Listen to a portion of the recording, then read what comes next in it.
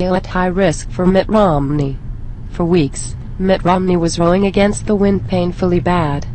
The Republican candidate for the U.S. presidential election was readily suspected by his base of being too soft to Barack Obama hoped to beat in November, and accused by his Democratic opponents for being too vague to claim rule over the destiny of America.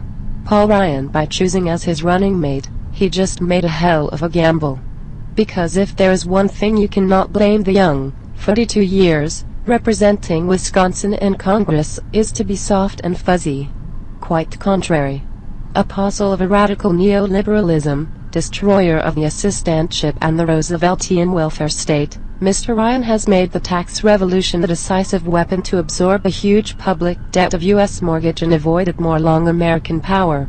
To do this, he proposes a drastic remedy, cut $6,000 billion public spending in a decade and, in parallel, the tax revenue of $4,000 billion, with tax cuts for large scale, all without reducing military spending. Incidentally, health insurance and pensions would be fully privatized, including the most needy, and federal social assistance almost abolished. Besides, Ronald Reagan appears in retrospect as a dangerous leftist. Even in the Republican camp, many feel that the country would not survive such a purge.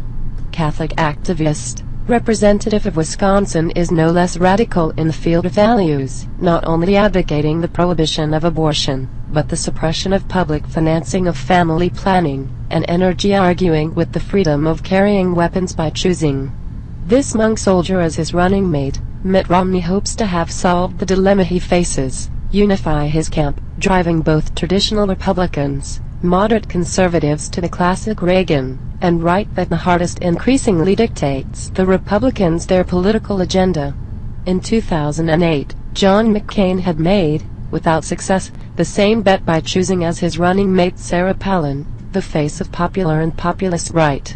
Ryan, with a less baroque and more robust, the Republican candidate, is trying a similar martingale.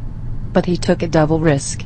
On the one hand, that of alienating the independent voters which depends heavily on the fate of the vote, and the categories, including retirees and women, who would be hit hard by the possible implementation of Plan Ryan.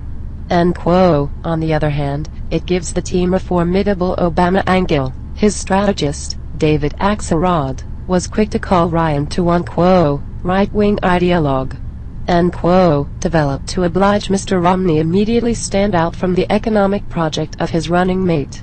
The U.S. campaign threatened to be dull. It now looks muscular.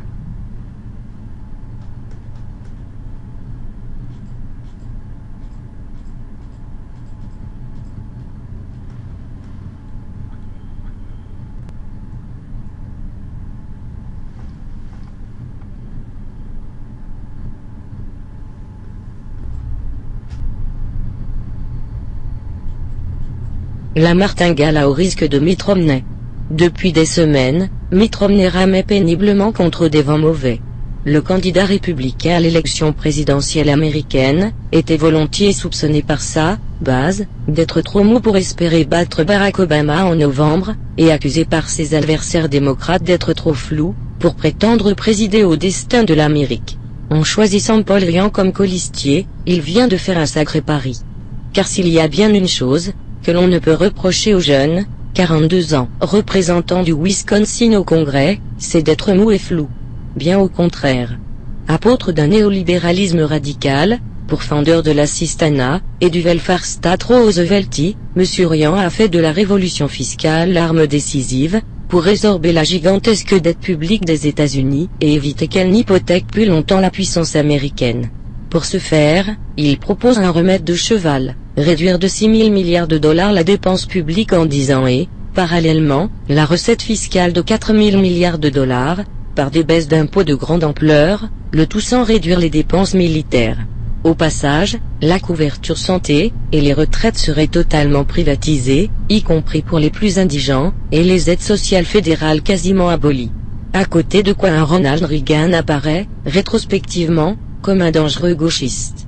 Même dans le camp républicain, beaucoup estiment que le pays ne résisterait pas à une telle purge.